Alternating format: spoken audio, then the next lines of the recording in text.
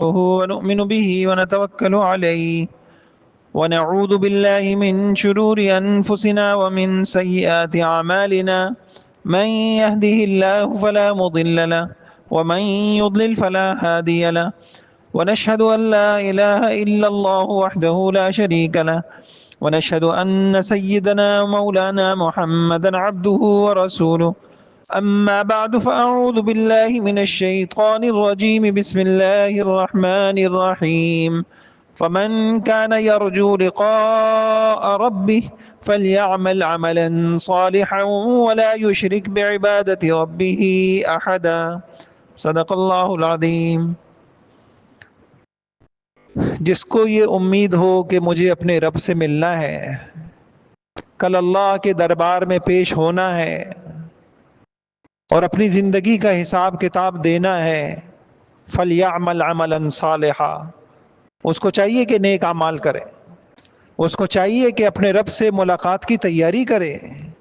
کہتے ہیں جی آج فلاں تقریب میں جانا ہے، تیاریاں ہو رہی ہیں، آج فلاں شخصیت سے ملنا ہے، تیاریاں ہو رہی ہیں۔ اللہ اکبر، کیا دن آنے والا ہے جس رب نے وجود دیا،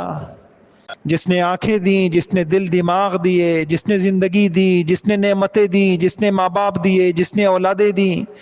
جس نے رہنے کے لیے مکان دیے، جس نے جینے کے لیے زندگی دی، جس نے سانس دیے، جس کی نعمتوں میں ہم ڈوبے ہوئے ہیں، ایک دن آئے گا اس سے ملاقات ہوگی۔ کاش کہ اس سے ملاقات کی تیاری ہو جائے۔ تو بھائیوں، رمضان کا مہینہ آ رہا ہے، یہ تیاری کا مہینہ ہے، یہ اپنی زندگی کو سنوارنے کا مہینہ ہے، یہ اپنی تربیت اور اصلاح کا مہینہ ہے، اور یہ اپنے آپ کو گناہوں سے پاک کرنے کا مہینہ ہے، صاف کرنے کا مہینہ ہے۔ آج میں اس رمضان میں، وقت تھوڑا ہے ہمارے پاس، ہم اس رمضان کو کیسے گزاریں، اللہ رسول کی منشا کے مطابق ہمارا یہ رمضان المبارک اس اللہ کو پسند آ جائے۔ تو قرآن حدیث کی روشنی میں 47 3 کم 50 معمولات ہیں، 47 معمولات ہیں۔ ہم اپنی روزمرہ کی زندگی میں اس کا اہتمام کریں۔ اس میں سے